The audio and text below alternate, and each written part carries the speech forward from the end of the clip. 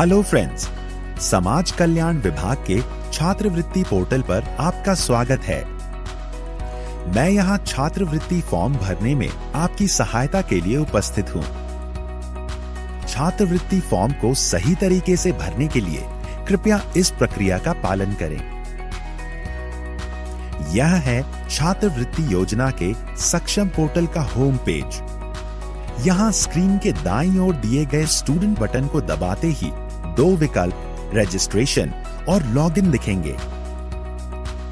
यहाँ पहले विकल्प रजिस्ट्रेशन को चुनें।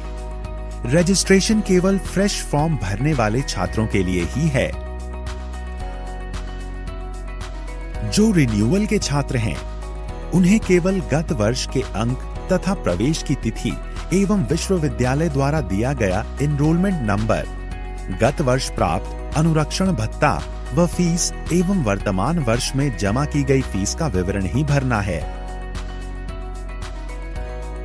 फ्रेश फॉर्म भरने वाले छात्रों के लिए रजिस्ट्रेशन का विकल्प चुनते ही एक नया पेज खुलेगा, जिसमें मांगी गई सभी सूचनाएं सही भरें। और हाँ, जो पासवर्ड आप बनाएंगे उसे जरूर कहीं लिख लें। फॉर्म भरने के बाद सबमिट का बटन दबाएं। सबमिट करते ही यह रजिस्ट्रेशन स्लिप आपके सामने होगी। इसमें लिखे रजिस्ट्रेशन नंबर से ही आप लॉगिन कर पाएंगे, अतः इसे प्रिंट करके सुरक्षित रखें। अब आपको लॉगिन करना होगा, परंतु उससे पहले कुछ जरूरी प्रपत्र या डॉक्यूमेंट अपने पास निकाल कर अवश्य रख लें, जो आपको इस फॉर्म भरने की पूरी प्रक्रिया में काम आएंगे। यह डॉक्यूमेंट्स हैं शैक्षिक योग्यता का अंक पत्र या प्रमाण पत्र, जाति प्रमाण पत्र, आय प्रमाण पत्र, बैंक पासबुक, शिक्षण संस्थान में जमा की गई शुल्क की रसीद, पाठ्यक्रम की अनिवार्य वार्षिक नॉन रिफंडेबल शुल्क धनराशि, वर्तमान विश्वविद्यालय या बोर्ड का अपना पंजीयन क्रमांक,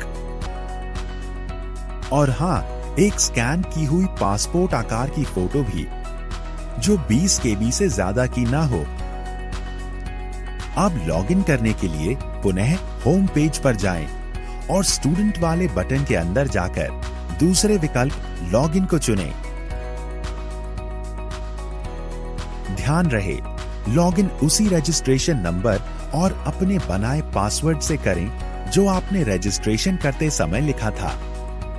और हाँ, रिन्यूअल वाले आवेदनों में पासवर्ड स्वतः जनरेट होता है। लॉगिन करते ही कुछ महत्वपूर्ण निर्देश आपके सामने खुल जाएंगे। उन्हें पढ़ें और टिक लगाकर प्रोसीड करें। प्रोसीड करते ही आपके सामने एक नया पेज खुलेगा, जिसमें दिए गए विकल्पों में से छात्रवृत्ति हेतु आवेदन पत्र भरें को चुनें। शैक्षणिक योग्यता से संबंधित जानकारी इस पेज पर भरें। यह समस्त जानकारी आपको अपनी हाई स्कूल तथा इंटरमीडिएट की मार्कशीट या अंक तालिका में मिल जाएगी। इसे भरने के बाद सबमिट करना ना भूलें। इस नए पेज पर आपको अपनी निजी जानकारी भरनी है, जैसे उपजाति, पता इत्यादि। उपजाति या सब कास्ट भरते समय विशेष ध्यान रखें। समस्त सूचनाएं भरकर इसे भी अपडेट करें। अब इस नए खुले पेज पर मांगी गई जानकारी, जैसे जाति व आय से संबंधित सूचनाएं, अपनी जाति प्रमाण पत्र का क्रमांक व आवेदन पत्र क्रमांक एवं आय प्रमाण पत्र का क्रमांक व आवेदन पत्र क्रमांक देखकर सही भरें। इसे अपडेट करते ही हम बैंक से संबंधित मांगी गई सूचनाओं के पेज पर पहुंचेंगे। इन सूचनाओं को भरने के लिए अपनी बैंक पासबुक की मदद लें तथा जनपद, बैंक का नाम व बैंक शाखा का नाम सही सेलेक्ट करें तथा खाता नंबर ध्यानपूर्वक सही भरें। यहाँ जनपद वही चुनें जिस जनपद में आपका बैंक खाता हो, और इस बात का विशेष ध्यान रखें कि किसी भी स्थिति में यह बैंक खाता बंद न हो, क्योंकि इसी खाते में आपकी छात्रवृत्ति की धनराशि हस्तांतरित होगी। अब इस पेज को पूरा भरने के बाद अपडेट करें। अब हम शुल्क संबंधित विवरण भरने वाले पेज पर हैं। इसमें मांगी गई सूचनाएं अपने प्रपत्रों को देखकर ही भरें व अपडेट करें। हम अपने गत वर्ष का विवरण भरने एक नए पेज पर आ गए हैं। यह सूचनाएं भी अपनी मार्कशीट या अंक तालिका देखकर भरें और पुनः अपडेट करें। तो लीजिए, आपने एक चरण पूरा कर लिया है। अब फिर से होम पेज पर जाकर फोटो अपलोड के विकल्प को चुनकर अपनी 20 KB वाली फोटो अपलोड करें। आपने यह चरण भी पूरा कर लिया है। अब आपका फॉर्म भर गया है।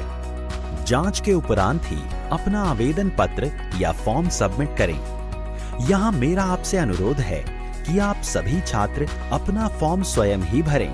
यदि किसी अन्य माध्यम द्वारा फॉर्म भरवा रहे हैं तो सभी प्रविष्टियां भरवाने के बाद स्वयं जांच लें और फॉर्म भर जाने के बाद प्रयुक्त हुई सूचनाएं व अपना पासवर्ड अपने पास ही सुरक्षित रखें। अपना भरा हुआ फॉर्म दिखाए गए प्रिंट विकल्प से प्रिंट करें। कतिपय त्रुटियों के बारे में स्क्रूटिनी के उपरांत यदि कोई कमी है तो 3 दिन के अंदर इसी पोर्टल पर आकर फॉर्म संशोधन के विकल्प में जाकर संशोधित करें।